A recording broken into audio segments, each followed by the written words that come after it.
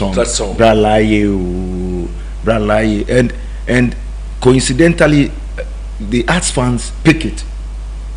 Anytime I'm on the pitch and I have the ball or I play well, then you can see them singing in the stands. I don't even know that Miss Bell used my name. I was the one. She was referring to. Oh, okay. For me, I think it's something that was amazing during my playing days, and even still, people still call me Laryea. Of all the jersey numbers you could have chosen, why 7? Yes, 7 because for me, I love number 7 already when I was young, because I look at it as a lucky number for me. But in the funny thing is, the national team, I did not choose number 7 in the national team. Really? Yeah, they gave it to me because when I joined the senior national team, when I was playing for the youth national team, my favorite number is number 12. And then when I went to Israel, I still wanted to use number 12. I had 1-2 bad days, and then one of the fans came to me and he told me, number 12 shirt is for the fans, so I should consider different number. After that day, it kept reflecting in your mind, in my mind, that this guy told me this. Let me try and find another number and see if it will work. I couldn't find any number. I still stick to the number 12. Then when I started playing with the senior national team, the coach that scouted me, Doya, he saw me in the midfield, playing in the midfield. So when I got to my first campaign at Kenya, we have Yakubu Abubakari in the midfield, Michael Essien, Stephen Appiah, Sule Mutari, Aziz Ansah was there. So we have lots of midfield players. And playing from Russia, after traveling from Russia to Kenya, I was the last person that reported to camp. They were in camp for like 2-3 days before I joined camp. And that time the coach is new, he's trying to find players in the right position that will suit his style of play. He saw me as a playmaker. So when I got to camp, they've already had like one friendly game, and they've tried 2-3 players on the right side. Looking at the squad that we have, we don't have any winger in the team. They've tried 2-3 players on the right side, and for me, I think he's not satisfied. So we had one training, and then we have one more training, like a match prep before the main game against Congo away. A night before the match prep, and then Salastete came to my room, and then he said, "Oh, this is what we discussed. Looking at you, your qualities and all that, I think you can you play on the right side?" I said, "Why not? So far as I'm on the pitch, I'm fine. I'm fine with that." And then he was like, "Oh wow, I knew you would just say no, because I know you've played in the middle for a long time.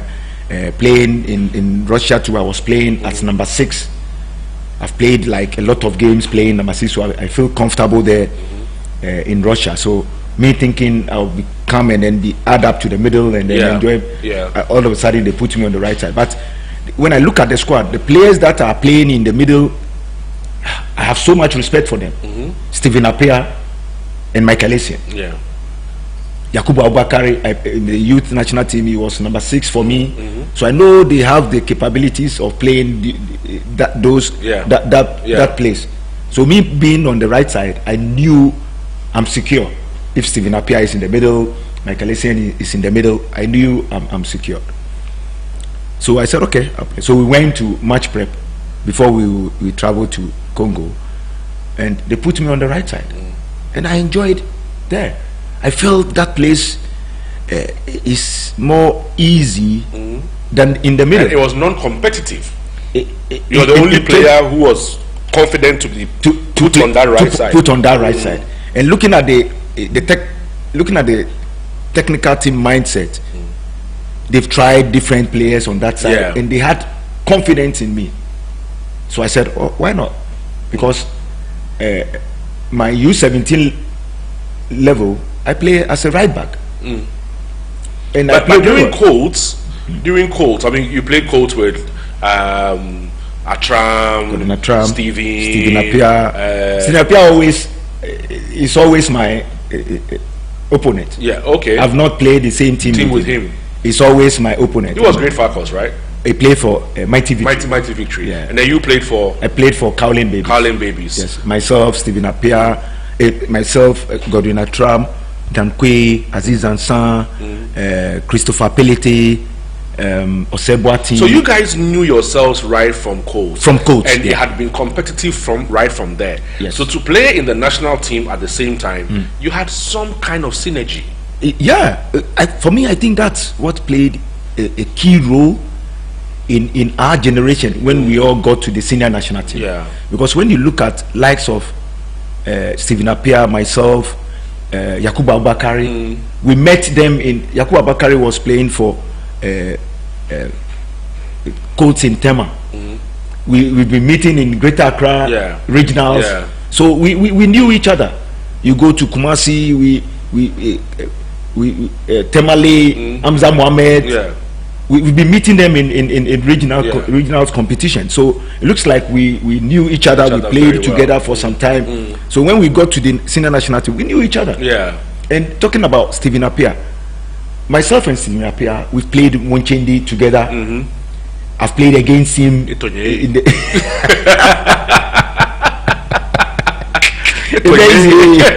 Charlie.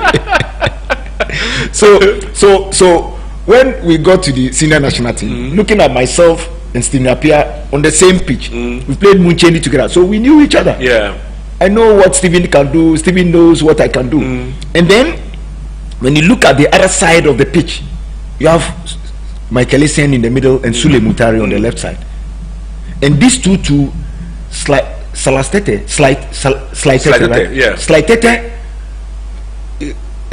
recruited them, put them together. They lived in the same house. They played together. So that coordination is there. Yeah. So for me, I wasn't surprised at all that during that time we were rated as one of the best midfielders in the world at that time. That's true. Because we have that understanding. Yeah. So it was very easy. Coming to your question, it was very easy for me to adapt as number 7 because when I was playing for the U17s, I played as a right back. And then when I was playing for Cowling Babies as well, sometimes my coach put me on the right side. So sometimes I play as number 8, Atram plays 10, and sometimes when, let's say, one of the midfielders did well during the week, they will push me on the right side because I have I'm a very good passer. Right. So from the right, I can kick long balls, deep passes, breakthrough passes. During your Colts era, which one player would you say was better than all of you, but didn't get the chance? It will be tough for me to point one player. If I'm thinking about, because if you ask me, for example, if I look at one of the best players ever in Ghana that I saw, who didn't fulfill his potential at the senior level, I would mention Olabode Williams. Yep, I agree. Because I did not see him play, but I saw Bode play, and Bode, for me, my opinion, Bode was better than Abedi Pele. Bode was better than Abu Imoro. Bode was better than Henry Akwa. He was better than all the players. But the difference between Bode and Abedi was the fact that a little bit of discipline and hunger was what took Abedi to the next level. Because Bode in Nigeria was superb, but for the national team, he couldn't really blossom. So for you in the Colts all the way coming up, who do you think that was better than all of you but couldn't get the breakthrough? Yes, like the way you are, let's say, explaining how you saw Bode play and it's better than. I also had one player in mind that during our time he plays with ease, effortless, but he will make things happen, which I play against him. he played for Power Lines. Nibano. Yes. Left-footed player, fantastic player. Our time. He is the star boy. Anytime we are in the Greater Accra competition, he's our star boy. Right. He is number 10. And looking at him and watching Mohamed Polo play, similar. Yeah. Very calm on the ball and magic. Yeah. His passes, he can score goals. Yeah. Technically, is top. Like Odromenu Gavuzini. Top. He's top notch.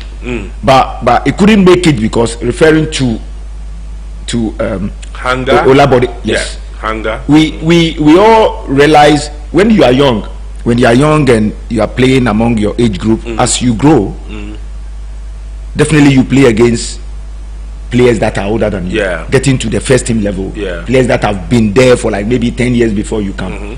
So that one you need a little bit anger. Yeah. For you to be able to stand it. I don't think Nibano had that. So for me, that's what cost him. Right. For him not to make it. But even now, if maybe we playing all this and you see him on the ball, amazing. In your U tournaments, under 17 and all of that tournaments, which game did you lose that hurt you the most? Say that again. In your under 17 competitions and all the under competitions that you played, which game did you lose that hurt you the most?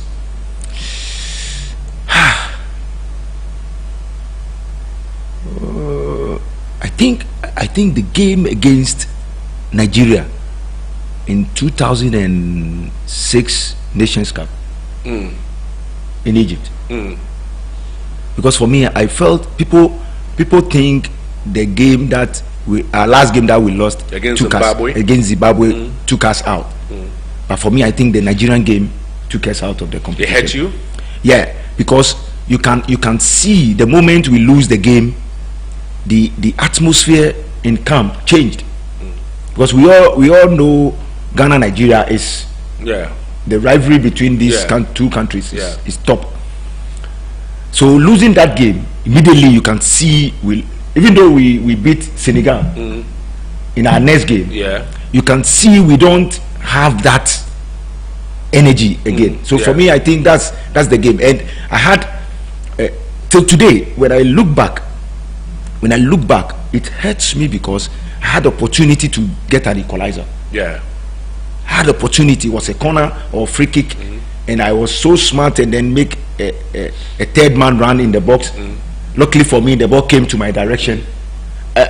I should have hit it harder than the way I did it, but I give the credit to the goalkeeper. He was calm and then he saw the direction of the ball and then put the ball out. So for me, after that game, I felt it's not going to be possible. Were you not hurt in 1997 during the finals of the under 17? Because I was with you. Yes, I remember. We were in Egypt together for that tournament. In that final game, were you not hurt? Yeah, I was hurt as well. But this one, the senior one, was more painful. Yeah, more painful because I knew we were in top form, even though going to because our run from our World Cup qualification was top. Yeah. Even though that tournament we lost a lot of key players, Michael Essien was injured, and all that. But I knew if we are able to, because we have a very good run, we should have continued. Yeah. And going out of that competition, my first competition, senior competition, international competition, and then we are out of the group stage in the group stages. For me, it hurts me most. But that game against Brazil, we were leading 1-0. Exactly. I remember we were leading 1-0. I think 5 minutes to finish the game. Yeah. They scored 2 goals. Yeah. They scored 2 goals. Lots of concentration. Yes, I would say that. Yeah. But for me, that game, I think our technical team got it wrong. Which for me, even if we would have won that game, we will not. No one would say, "Oh, they got it wrong." That's the decision they made, and it did not favor us. Yeah. Because if you could remember, Awulekwe was her super sub. Yeah. All the games he will come in and then score. And we all knew Awulekwe cannot play 90 minutes. Yeah. We grew up together, so we know the moment the game is traveling, he gets tired easily, and then the power that he has in his shots doesn't come again. Yeah. So we all knew it. So when they were using him in the tournament like that, we were all happy. He comes in, super sub, he will score. So we lost Yakubu Abubakar in that game, if you could remember. I remember. He was our number 6. Yes. And then all the players were like, they told, may so rest in peace, Coach Afrani, put Lai in the midfield. This is his position. We know Lai can give us something. And then he said, no, he's made his mind already. So it did not happen. And we all saw the way the game was going. If Awule would have come in maybe 60th minute, 70th minute, the way the game was going, we could have beat with Awule's power. We could have beaten Brazil. But for me, I think the technical team decision did not help. Which game gave you the sweetest victory? These questions. Playing many games. And I know. There should be some victory that was different. The feeling was perhaps different. Of course, will be Ghana 99. The youth championship. The youth championship, U20s. Yeah, you scored in that 1-0 victory. Yes, the final goal. Yeah. And it was amazing because my grandmother predicted that goal. May her soul rest in peace. Wow. She walked from Jamestown, Osherford, to Accra Sports Stadium to come and watch you. To come and watch me. She was like, I think 78 years that time. 78. She walked. Yes, she walked from there. I didn't know he would come. And then one of my cousins, when he was coming to the stadium, he went to the beach and then picked a shell. Yeah. He said to me, that thing came in his mind that, oh, I should take this. But I know that cousin of mine is very smart. He used that thing to go through the gate. That, oh, they sent him to come and give me something. So when he got to the main gate, he told the security man, oh, they've sent me to come and give something to Lai. So that's how they allow him to go in. We came out on the warm-up, and then I saw someone screaming my name. But this one is Shian. So I turned around and I saw him there. He's in America now. I saw him and he called me. I was like, normal, I won't go. Yeah. Because we are warming up. It's finals. Yes. It's finals or finals. So I went to see him, and then immediately I got there. He gave me, he said, oh, take this. Go and put it in where Nigeria is going to be. Go and put it in there. I took it to. I don't believe in those things. I was going to ask about Juju. I don't believe it. I don't believe it. But that day I was like, then he told me, grandma is at the stand. So my grandmother was sitting behind former President Rawlings and then the FA president at that time. She was sitting behind them. So he told me, grandma is at the VIP there. So I turned around and I saw my grandma too. I said, now this woman have not watched me before. So you can't disappoint. No, not at all.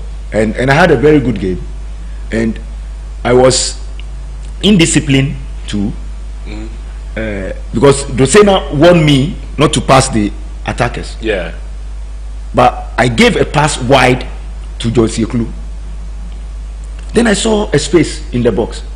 I said, let me make that deep run and see if I'll get the ball. I made that deep run and Ekulu spotted you. No, he kicked a long ball behind me to second pole. So I turned around. I was like, hey, the center will just with him. He's very tactical. Yeah. So when you do something else, you are out immediately. So I was like, hey, I turned. I wanted to run back to the middle, and then I saw Bafojan jump in between the two center backs of the Nigerians, head the ball across. So I saw the ball coming to me. and I pretend like I'm going to hit it hard, and then put it on the side of the pole. 1-0. I was first half. Second half we went in. When I got there, the first thing that came out from Dosene's mouth, he even held me like this. Laryea, that's how he called me. Laryea, if you go there again, you out, I'll kill you. Meanwhile, you have scored. I've scored.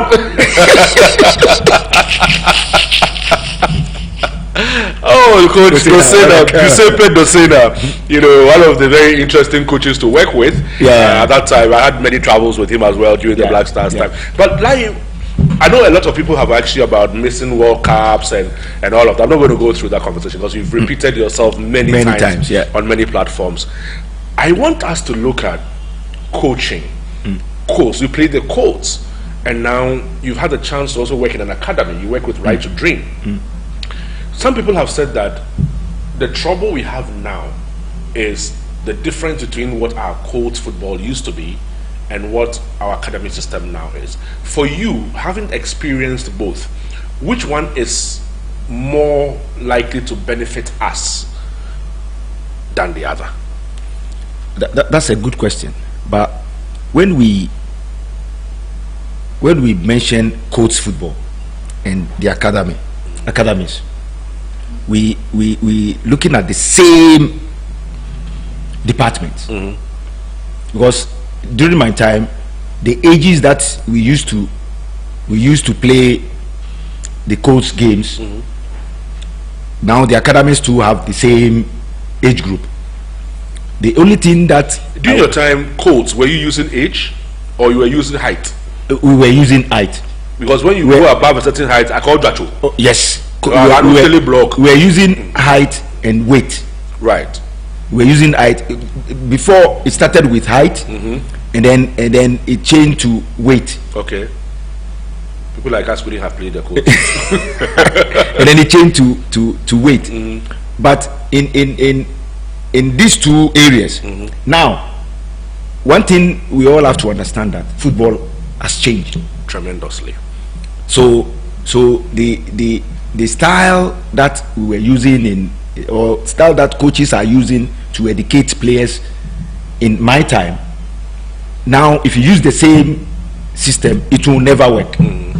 It will never work, because during our time, I would say we pick a lot of things by ourselves, because tactically our coaches were not able.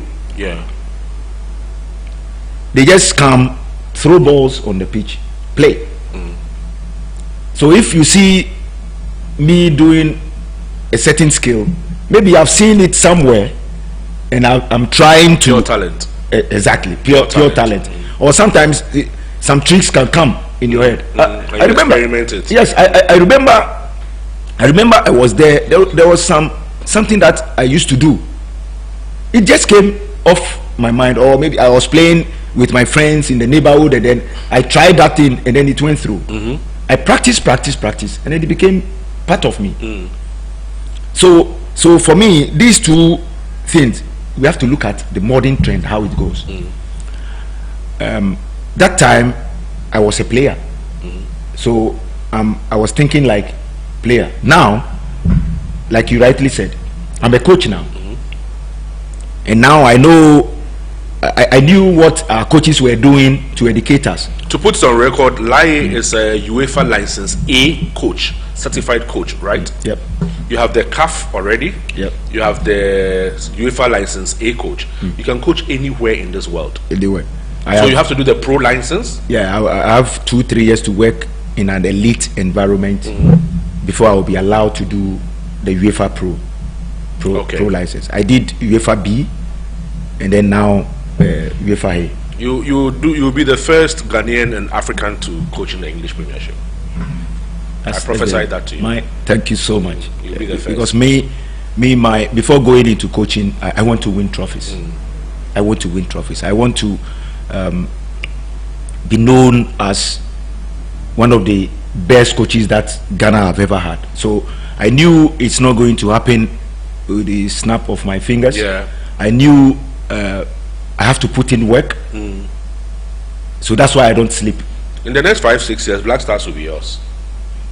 That's the target. If there's truth and honesty in our appointments, in the next 5-6 years, Black Stars should be yours. It will. It will happen. Yeah. So let's look at that. You're giving me the difference between the two. Yes. So now, football has changed.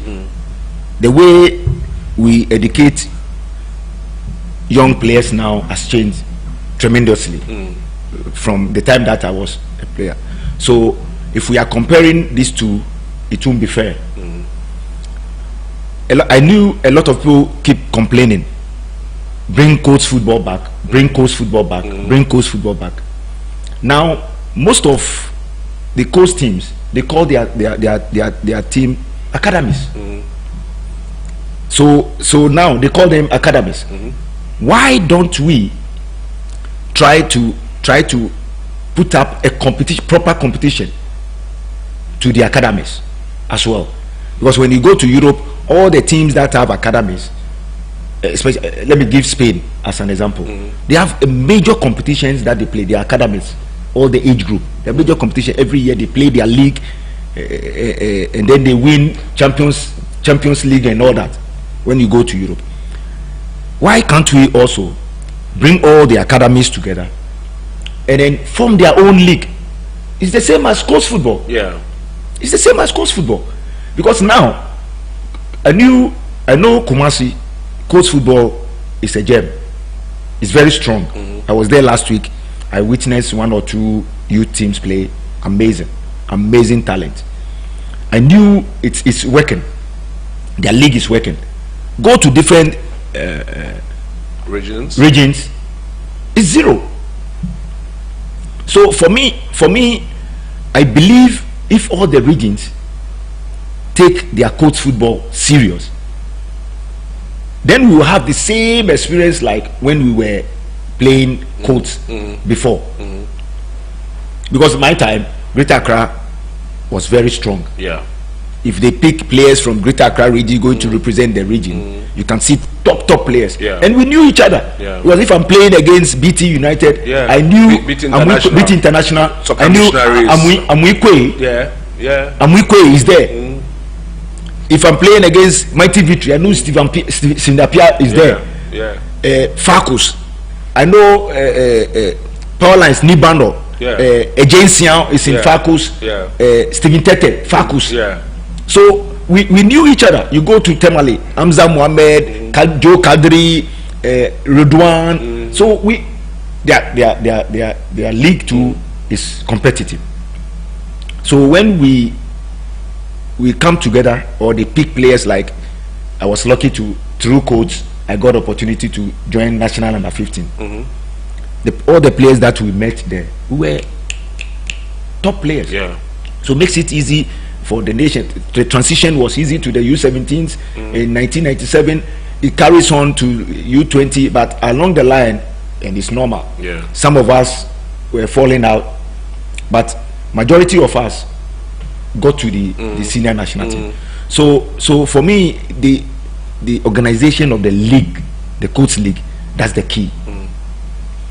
2, the problem I had now, when you talk about academies, if the nation will try and check the academies, because someone can have 3-4 balls and then gather small boys around the neighborhood and call it academy.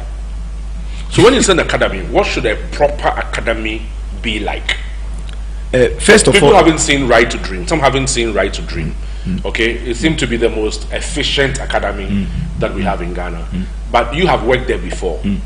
Describe for us what a proper academy should look like. First of all, we'll talk about facilities. But the part of the world that we are living in, it will be difficult to have like proper facility like Right to Dream Academy. But I knew Right to Dream also, they started from somewhere. Yes. First, if I'm going to describe, like, but you have worked there before. Describe proper academy or elite academy, what do you need? First of all, you need people that can make the academy work, right? So first of all, you look at the backroom staff or staffs around the academy. You're looking at, if I'm going to go to the, let's say, Right to Dream Academy, the way they run it, you're looking at different departments. Yeah. So you have football department, you have physio department, you have education department, you have scouting department, and then also there is a program there that they run, which for me I think is very good. They call it character department. So all these departments they form, and then grounds department, right, pitch department, yes, that's how they call it. So all these things comes together to form the whole academy. Okay. Now the main thing is what? The kids that will come to the academy. You make sure you put the kids in the bubble. In the reason why I said in the bubble is, when you are a child, it's easy to be influenced. You pick things around you. Whatever you see, that's what you pick. Whatever you hear, that's what you pick and grow. So put them in the bubble. Putting them in the bubble means if you have an environment that you can create your own classrooms, bingo. If you don't have it and you have a school close to where the academy is, you have a place that they are staying, you have pastoral department as well. Yes. Okay. Pastoral department that they will take care, they are taking, like they are acting as parents. Then from, if they are going to school outside the premises,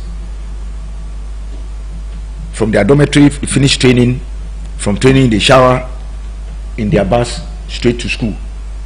After school, the bus is waiting for them, bring them back, so that they won't, even though it's a challenge, even that one too is a challenge, because they meeting different kids that are coming from home, picking different traits and all that. So it's a challenge as well. But if you can create your own classroom, bingo.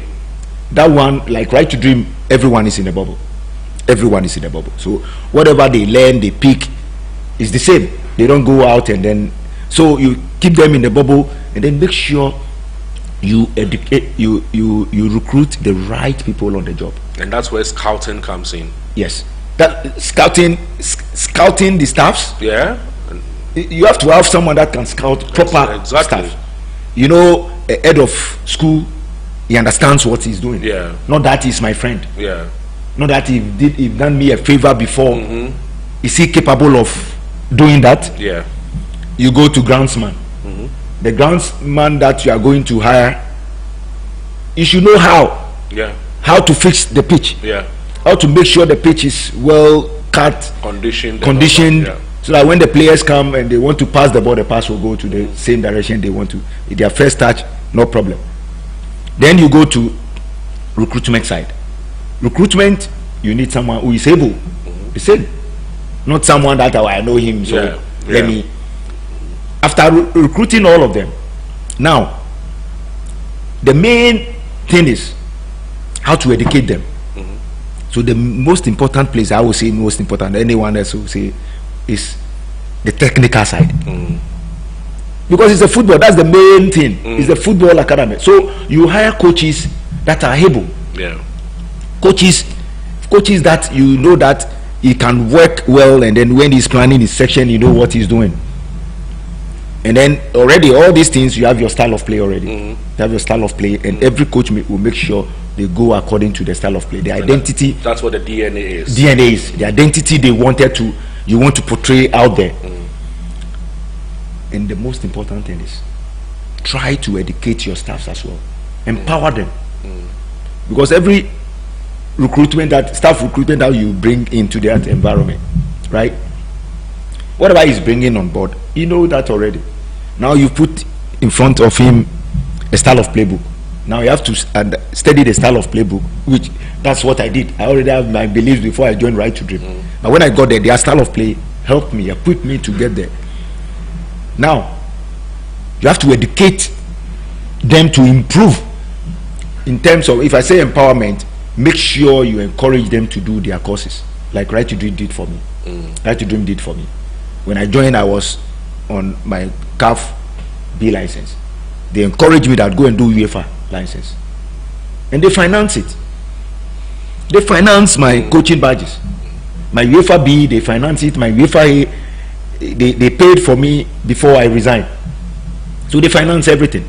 So whilst I was working with them, I was still in school, educating myself, empowering myself. With that, then gives me like more ideas to help the up and coming boys that I'm coaching now. How many Right to Dreams kind of academies do we have in Ghana? None. Right to Dream is international. None. Zero. You argue, like, let's say 10 years ago you have Wafa. Wafa who is competing with them, but along the line you can see Right to Dream became too strong and powerful because of the way they handle their things. At the moment we don't have any academy, not even Ghana, Africa. I knew we have some academy in Mali. They are doing very well, but Right to Dream is, if you check, I don't know if I may be wrong, in the world they are like third, one of the top 3 academies in the world. Right to Dream, and it's right here in Ghana. It's right here in Ghana.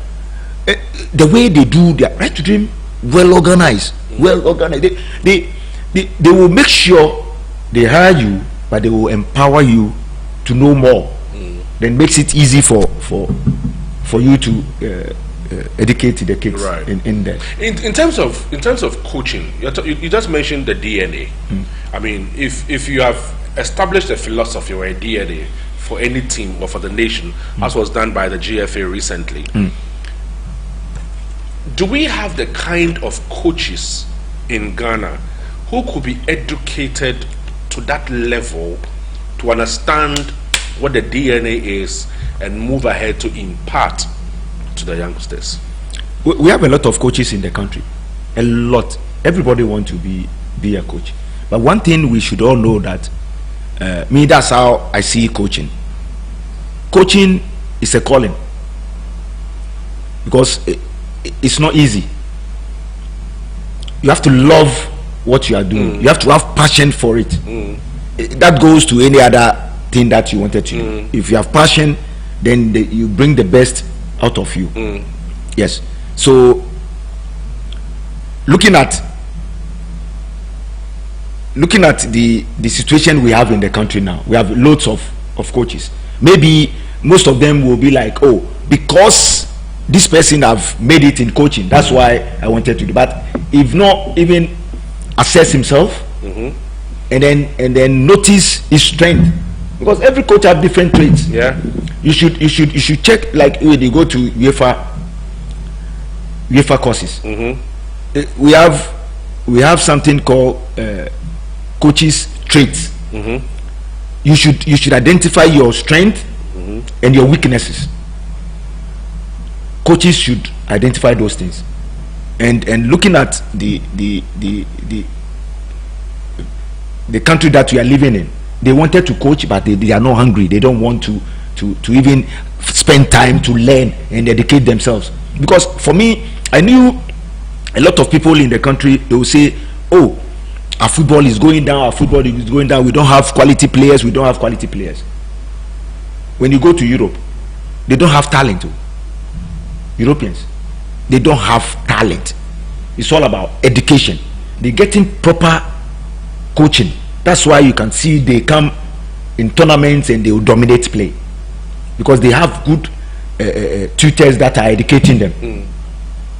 That's why I always, every platform I get, I tell people that we need proper coaches in the country. We need coaches that are committed, well-educated coaches. Who for you is the best coach in the world right now? For me, I would say Pep Guardiola, because he's the Champions League holder. He's holding the Champions League. So I would say Pep Guardiola. And when you talk about Champions League, it's very, for me, World Cup should wait. I know World Cup have a lot of ambience around it, but Champions League is top. because before you even get to the Champions League, you've played. You can go to Kosovo and play a team there. So if Pep is the best at the moment in the world for you, who is the best in Ghana? Who would you say is the best coach in Ghana right now? Ghana? Yes. I have to have something to stand on. You are sitting. Some achievement. I have to have. I know I'm. You see, I have to like Pep. I told you he's the best because he won the Champions League. Yeah. Now, which coach have achieved something now as I'm talking to you now? For me to say, oh, he's the best coach. Well, when you are evaluating someone, you evaluate the person on based on this. We don't have one. We don't have one. So for me, I am pleading with coaches should educate themselves well, educate and have time for the job. Have time, spend time. Look, what you see on the pitch is just like 10%. Yeah. What you see on the pitch. If you really wanted to do it well, I also have to use myself. I do nothing than going into read something somewhere, or I see something somewhere that is related to coaching that can help me grow. Write it somewhere, then try to go and do research about it and then understand the thing well. This is time. You devoting your time. Even coming on the pitch to present, run your section, you need to spend time in your section planning. Know how. Is coaching difficult? Yes, it is. It is. So not everybody can be a good coach. No. Not every great player can be a good coach. No. Why? Why? Because it's two different things. One, as a player, you are on the pitch to change something. Coach, you are directing people to do something that you want him to do, and everyone heard it's not the same. You tell the player, okay, when we get to the final third, when we are breaking through central, all you need is wall passes, data. You said it to him. It's up to him to go on the pitch and implement it. You go there and then maybe pressure, he cannot stand the pressure and he will not do it. And you, the coach, standing behind, you are seeing all the moments and he's not implementing it. What will you do? So two different things.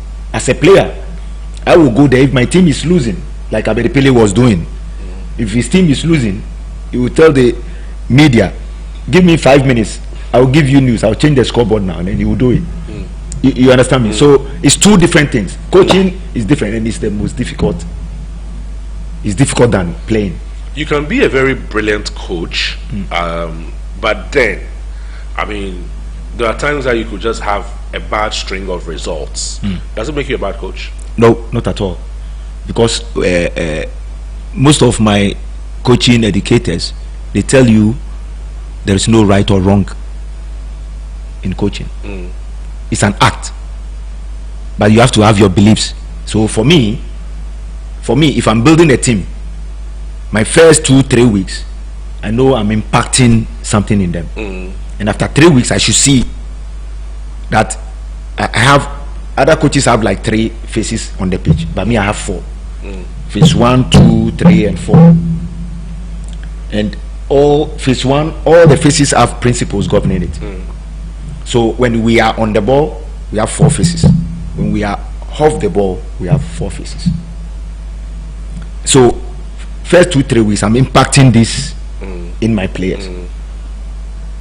I have to see that they understand it. They've picked whatever I'm giving to them. And if I'm doing presentations to them, I don't come and run it bam bam bam bam bam. No, I engage them in the session.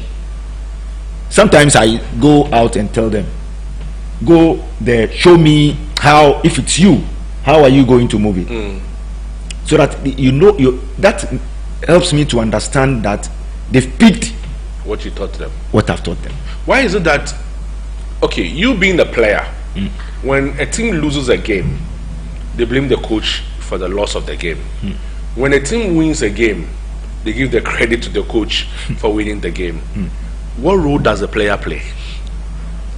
They do all the action, so that's why they deserve it. Players deserve victory than coaches. They deserve all the credit than coaches. So in that same sense, with right to drink. In the same sense, if you deserve all the victory than the coaches, if you lose the game, do you deserve all the flack than the coaches? You know, when they said, yeah, cut to here, because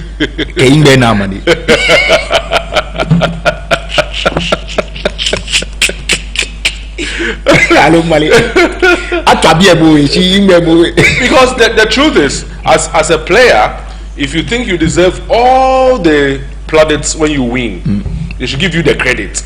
Do you take the debit as well when you lose? But you are a leader. Coaches are leaders. So if you go and you lose, the attention will be on the leader. So why do you not give the same victory to the coach as a leader? They do. Some coaches. If it's World Cup finals, and then coach has done everything. World Cup finals, 90th minute, Ghana has a penalty, and then you miss the penalty. How is the coach's fault? How is that the coach's fault? Yeah, but coaches, when you lose a game, it's all on you. And as Asamoah lost the penalty against Uruguay, how was that going to be Milo's fault that he lost the penalty? Penalty, 90th minute, score. How is that the coach's fault? So he takes both the debit and credit. You know, because for me, I don't celebrate that much. As a coach, anytime we win a match, I congratulate the boys and I make sure the boys takes all the credit, because they have done the job. You are sitting back, you just direct them. Oh, do this, do that, do that. What if they go there and they don't want to do it? We have stubborn players that they go there intentionally. They don't want to run. They don't want to do anything. You see, so for me, making sure, I always want to make sure that my players have picked whatever I've given to them. One thing that I fear is taking it a day at a time, especially in games. In games, even though they know everything they're supposed to do, we're building up from the back. When we get to the final third, this is what we're doing. Transition phases, this is what we're doing. My fear is always on that day, how are we going to perform? That's my fear. So I'll give you one example. The team that we took to the U17s that we took to Europe? the European tournament, it got to a point they understood everything that we taught them. I can go and sleep and they know. The boys, I love those boys. I love them. You know, they know everything, because we played 3 games here, we won everything. And when I'm doing promoting and showing them, I cut moments in the game and then I educate them with that. And I don't like stressing on their mistakes. How can we improve it? How can we improve this? How can we improve it? That's the word. How can we improve this? How can we improve that? You see, it got to a point, we went to the tournament, 3 games, we beat everybody. Then when we got to Saudi Arabia, we played Saudi Arabia. After that we went to Saudi Arabia. We played them two games. Our first game against Saudi Arabia, I was scared. Why? And my team talk was, now I don't know what to tell you guys. Even though we have a game plan that we are going to, this is our game plan, but my fear is our performance on that day, because I know the moment you started playing bad, there's a chance of you losing the game. It's normal. The moment are there times that players deliberately decide that, Charlie, today we want to lose the game? Oh no, I've never experienced that. Or are there times that players will deliberately decide that, Charlie, we're going to watch blow? No, for me, maybe the coach did something we didn't like, and therefore we want to show him. Players and coaches always have that banter. players and coaches. It's there. You know, in your time after they dropped you during the World Cup qualifier, when we qualified for the World Cup, the final squad, you threw some tantrums. You were angry. You showed that you were angry, and all of that. Yes. Do you sometimes fear that you would get a Laryea Kingston from one of the teams that you coach?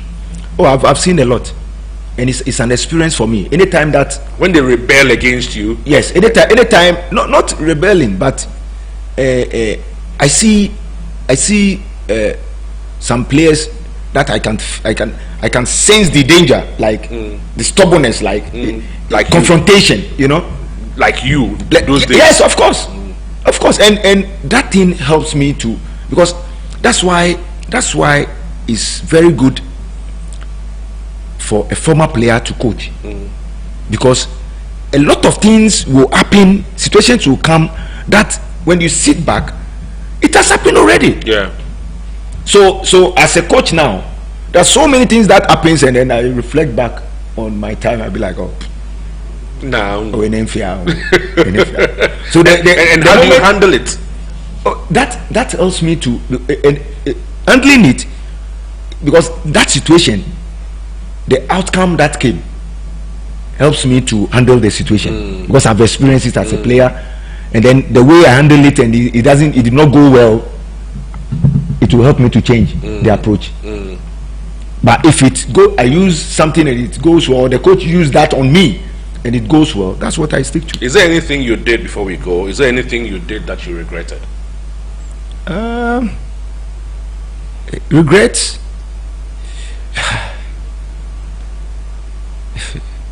Regret, I'm type of person that to regret is not in my dictionary, you know, because if I'm not happy, I show it.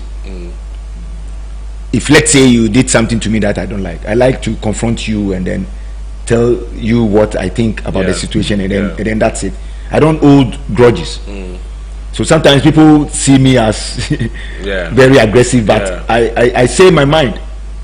When things are not going on well and I don't like the way you are relating to me, I come out and tell you. But me approaching you and then say, oh, I regret doing that, you know, I'm human. Sometimes I will say, and you know, I was talking to my former boss, Tom Vernon, when I started working with them. You know, we had a couple of conversations, and then I tell him one day that, boss, Charlie, it looks like when I was a player, there are some situations that I could have handled it in a different way. Then you'll be like, so why are you complaining now? Didn't you know that that's what is keeping you till today? Yeah. That's what that identity is keeping you till today. So don't ever you regret on saying, oh, I should have done this, I should have done that. No, don't ever regret. That things that you did, that's what is keeping you now. So that's it. Continue. That's your character, that's your behavior.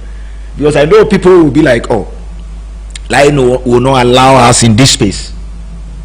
He will say his mind, and then he will not allow you.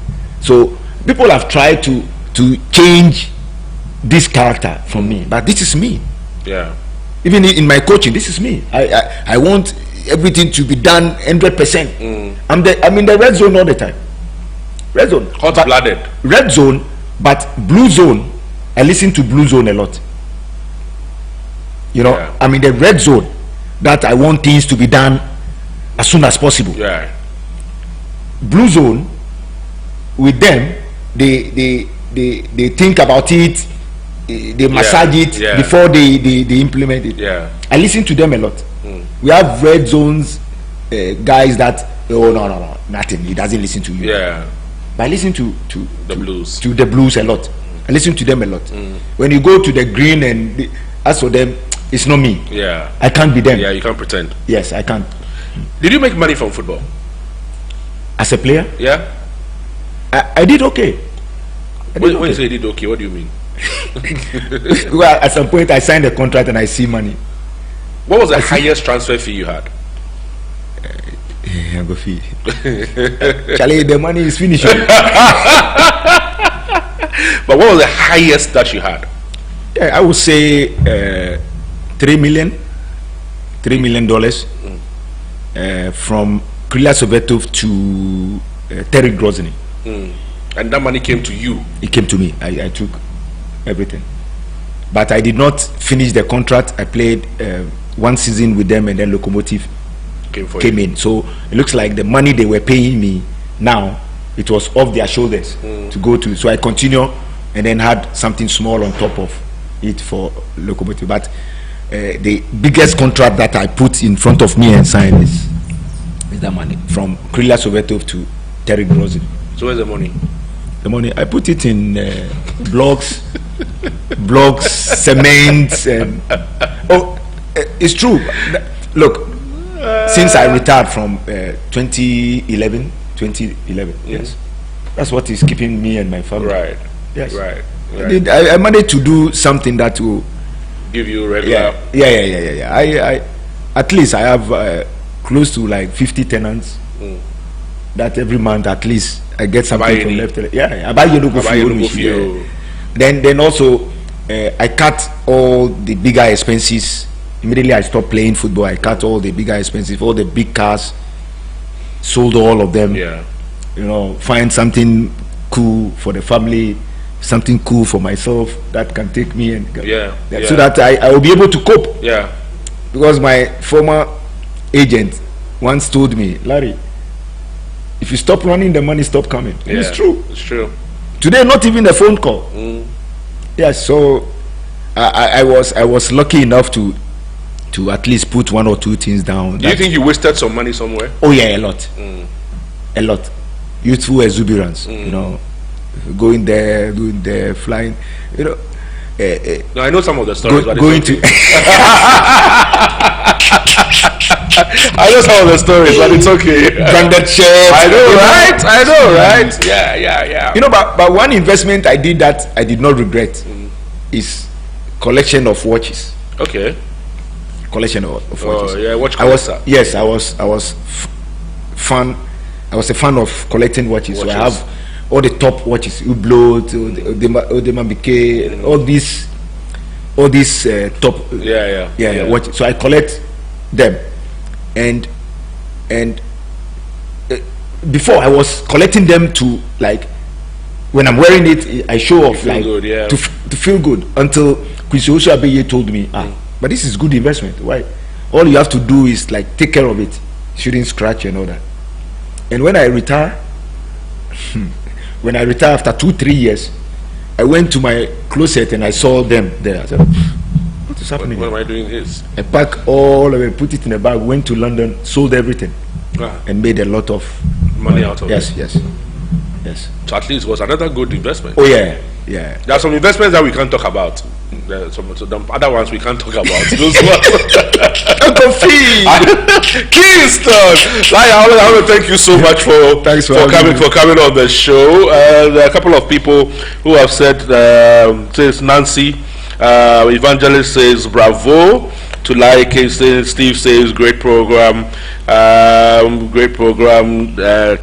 K Fancy Annan, great one there. Nashome is watching you.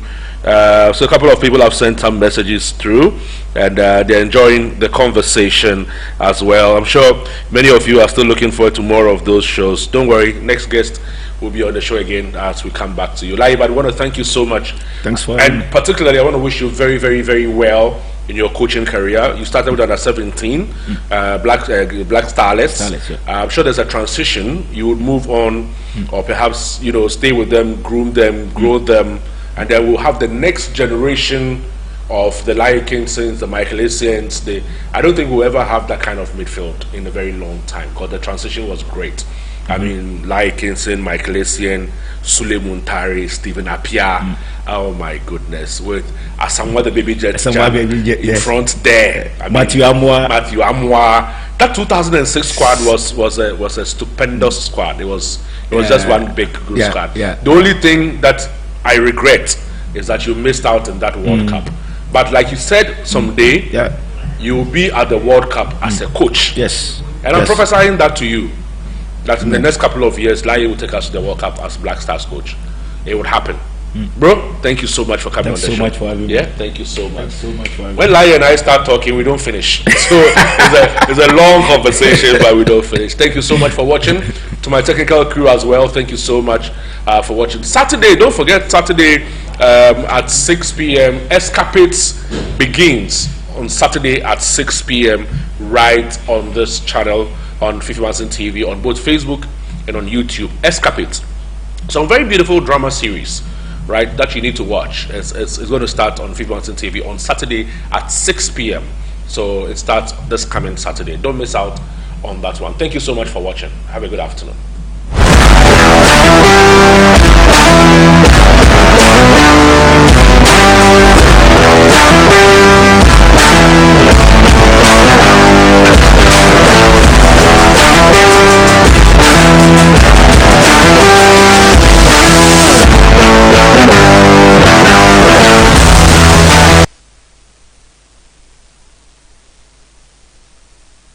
Four beautiful women.